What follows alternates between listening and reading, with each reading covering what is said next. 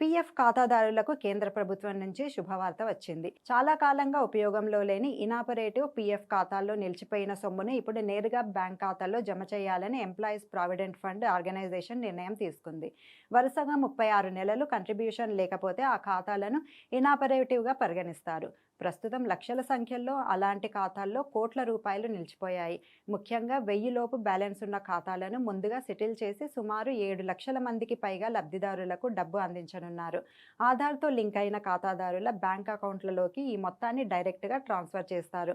ఖాతాదారుడు లేకపోతే నామినీ లేదా వారసులకు సొమ్ము చేరుతుంది. ఇక ఈపీఎఫ్ఓ 3.0 ప్రాజెక్టుతో క్లెయిమ్ సెటిల్మెంట్ ప్రక్రియ వేగవంతం కానుంది. ఇప్పటి వరకు 20 రోజులు పట్టే ప్రక్రియ 3 రోజుల్లో పూర్తి అయ్యేలా ఆటోమేటిక్ సిస్టమ్ తీసుకురానున్నారు.